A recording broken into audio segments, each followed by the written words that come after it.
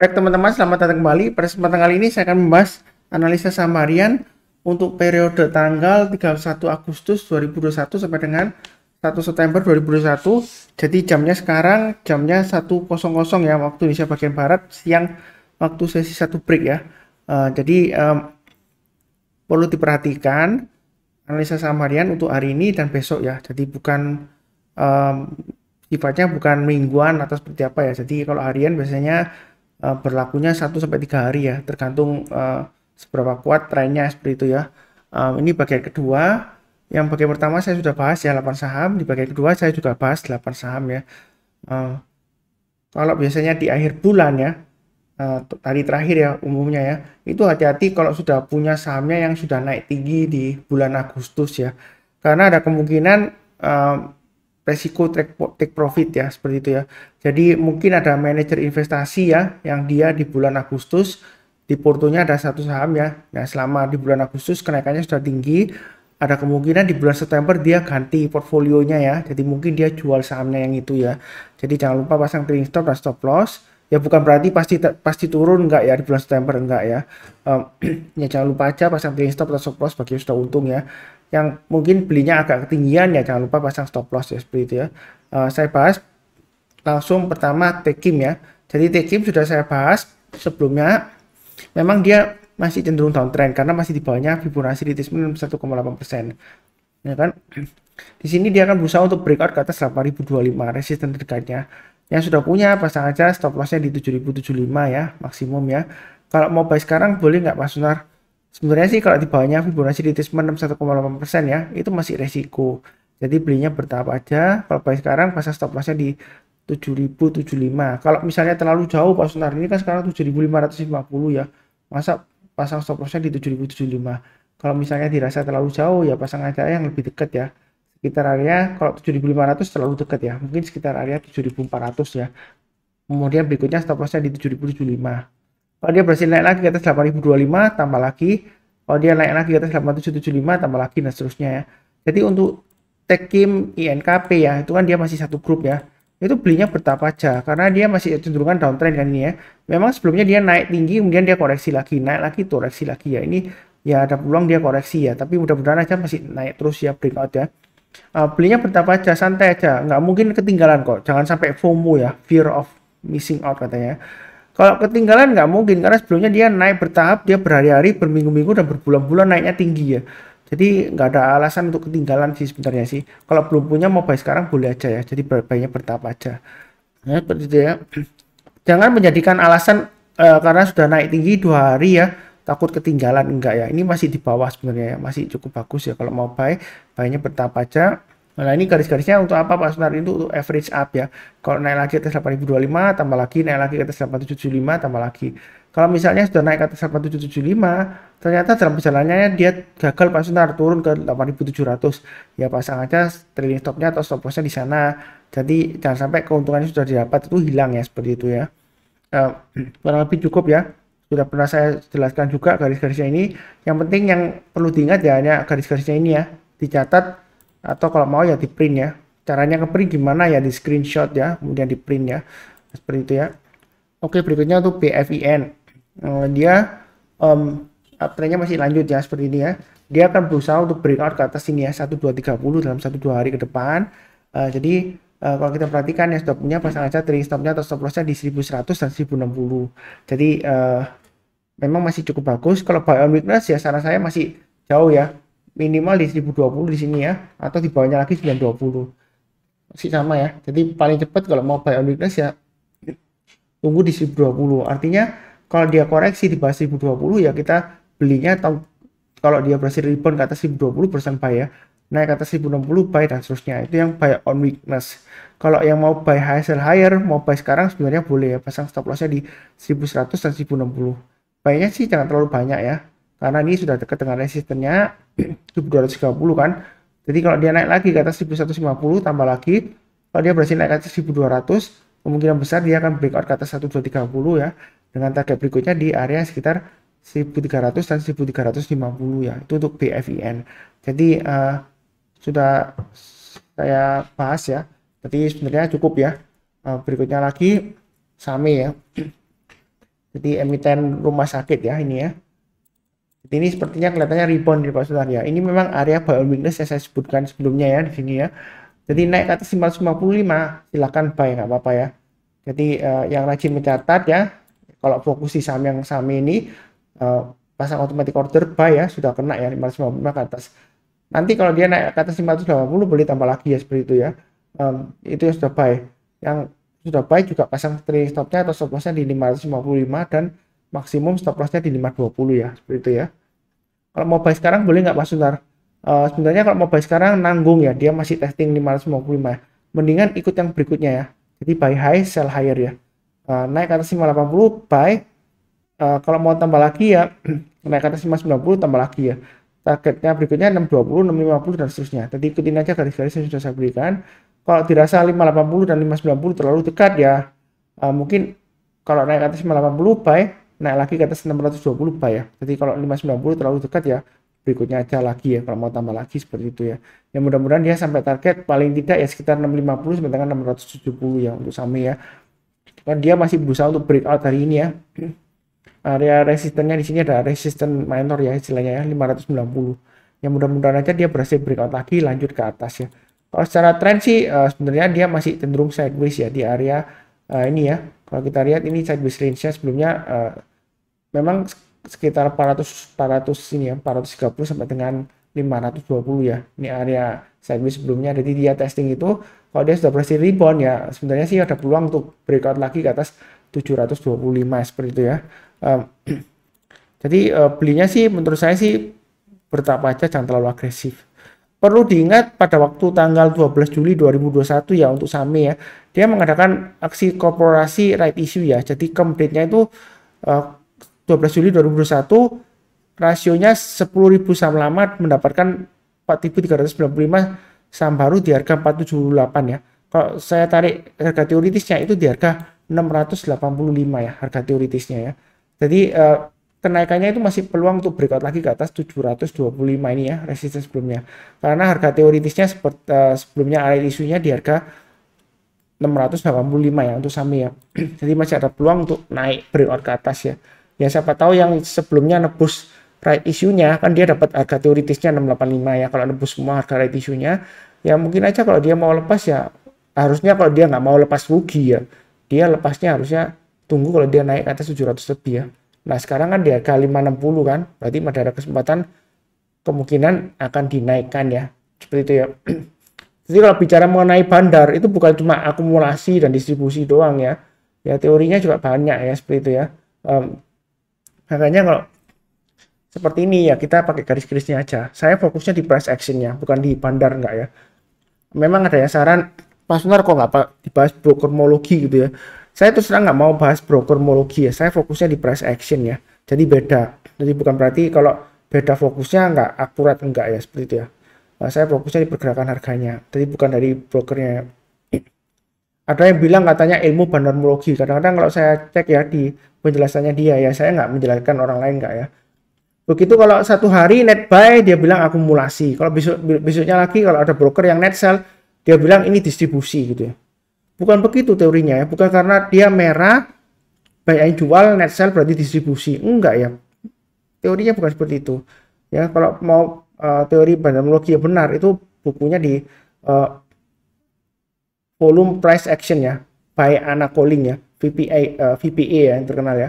Itu bukunya untuk dia membahasnya dari segi pandang pemilik gudang ya. Dia bilangnya warehouse owner bukan bandar. Jadi pemilik gudang kalau dia mau ngosongkan barangnya tekniknya bagaimana ya. Ya kalau dia mau menambah barang ya, maksudnya ngumpulin stok itu tekniknya seperti apa. Jadi bukan dari broker summary gitu ya, lain ya ceritanya lain. Jadi kadang-kadang ya apa yang dibahas itu belum tentu benar ya. Ya kita harus kembali ke ilmu aslinya ya. Makanya saya bahasnya mengenai fokusnya di pergerakan harganya saja seperti itu ya. Jadi mudah-mudahan sukses untuk SAME. Berikutnya untuk LPPF ya sudah naik tinggi ya. Jangan lupa pasang trailing stop dan stop loss ini 2850 dia sepertinya sudah breakout gagal lagi ya. Yang mudah-mudahan aja ini sebenarnya afternya masih cukup bagus ya. Sudah berhasil breakout dari posisi mangkoknya. Yang sudah punya ya pasang trailing stopnya di 2850 dan 2750 ya. Kalau sudah kena ya tunggu aja buy on weakness. Buy on weakness-nya masih tetap sama ya 2320 ya. Jadi artinya kalau misalnya dia koreksi, tunggu kalau berhasil naik ke atas 2320 barusan buy ya, seperti itu ya. Karena ini masih testing area resisten dari permukaan mangkoknya ya. Kalau dia berhasil naik ke atas 3050, yang mau buy high sell higher silakan ya. Target price berikutnya sekitar 3400 dan 3700 di sini ya. Kurang lebih ya 3700. Itu untuk LPPF ya. Jadi buy-nya bertahap aja. Kalau yang takut ketinggian ya silakan buy on weakness, solusinya pertama, atau kedua buy-nya bertahap aja. Kalau mau buy sekarang ya boleh-boleh aja, pasang stop loss-nya di 2750 dan 2700 ya. Kemudian kalau dia naik lagi ke atas 2850 tambah lagi, naik lagi ke atas 3050 tambah lagi dan seterusnya ya. Mudah-mudahan dia sempat breakout sampai target price 3400 dan 3700. Itu untuk LPPF. Terus terang aja bisnisnya masih lesu ya, seperti yang kita ketahui ya. Yang mungkin saja ini karena aksi korporasi atau berita akuisisi dan sebagainya ya, atau ganti manajemen ya, seperti itu ya. Atau buyback ya, salah ya buyback ya untuk LPPF ya, seperti itu ya. Kemudian berikutnya untuk TINS. TINS di sini dia sudah mulai rebound ya. Tadi Antam juga sudah saya bahas di bagian pertama Antam ya. Di sini kita lihat memang dia masih berada di atasnya Fibonacci retracement 61,8% ya. Jadi di sini dia akan berusaha untuk tembus ke atas 1560.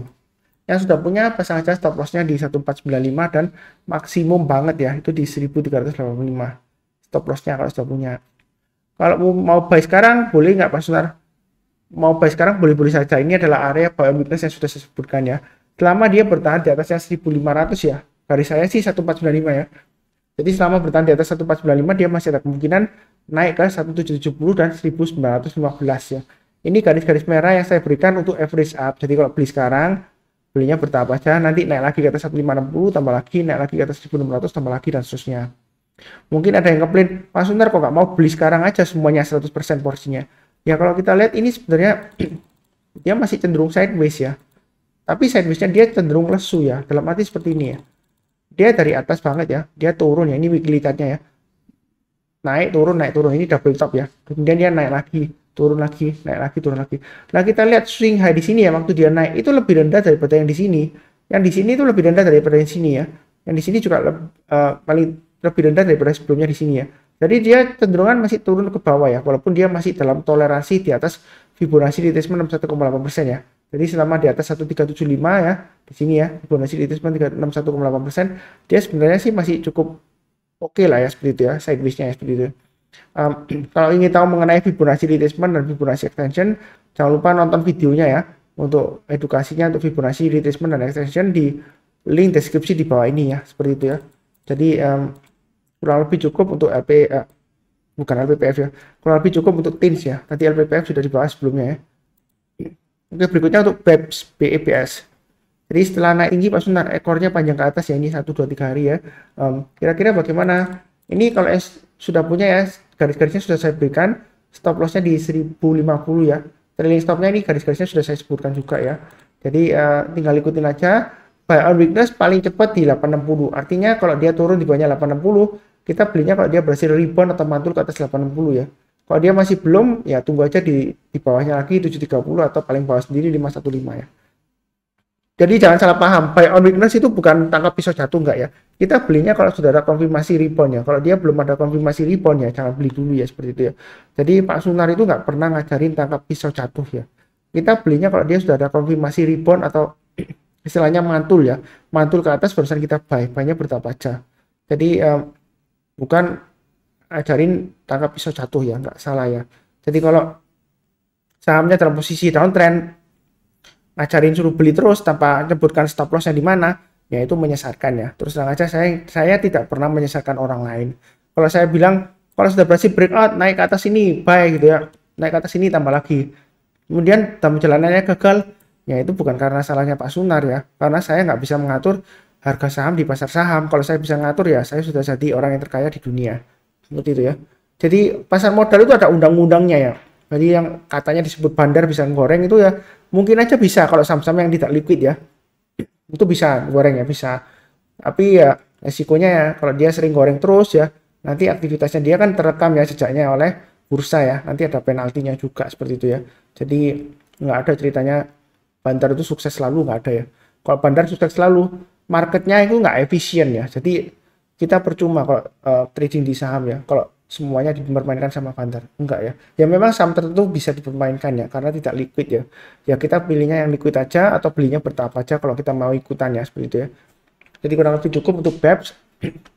Belinya bertahap aja ya. Kalau masih mau spekulasi buy sekarang ya boleh-boleh saja asalkan kalau dia turun di banyak 1050 dan 1000 lebih baik jual dulu ya. Kalau dia naik lagi ke atas 1100 tambah lagi, naik lagi ke atas 1150 tambah lagi dan seterusnya. Saya pakai acuan setiap pelipatan Rp50, targetnya adalah 1350. Kalau dia breakout ke atas 1350, berikutnya adalah 1550 dan 1800. Itu untuk BEPS ya.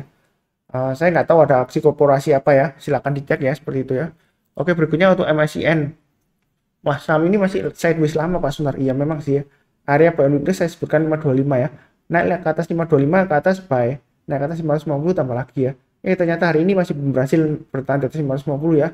Jadi pasang aja dari stopnya dan stop lossnya ya. Stop loss maksimum di 480 ya, seperti itu ya. Memang di sini ada swing low-nya di 464 ya, tapi saya pakai acuan garis-garis yang sudah saya berikan ya. 480 ya, itu stop loss maksimumnya. Area buy on weakness berikutnya kalau nggak mau sekarang ini masih sideways kan, nanggung Pak Sunar. Saya tunggu di bawah ya, tunggu aja di area 420 ya. Artinya kalau dia berhasil rebound atau mantul ke atas 420 kita buy. Kalau belum buy, kalau belum naik ke atas 420 ya berarti belum buy ya, seperti itu ya. Jadi saya nggak ngajarin tangkap pisau jatuh enggak ya, seperti itu ya. Kalau ngajarin tangkap pisau jatuh ya tanggung kalau saya ngajarin di sini. Sekalian di area sekitar di bawah 200 ya. Kalian ya kalau ngajarinnya. Tapi saya nggak mau ngajarin tangkap pisau jatuh ya. Ini super psikologisnya di 420-an ya kalau kita lihat. Kalau dia sudah turun di bawahnya 400 ya ini ya. Garisnya 400 di bawahnya ya. Ya dia akan turun lagi terus sampai jauh ya. Kenapa jauh Pak Sunar? Yang di sebelah kiri ini nggak ada candle sama sekali ya. Sebelumnya dia breakout kemudian naik konsolidasi. Kalau dia gagal ya turunnya bisa dalam ya. Seperti itu ya.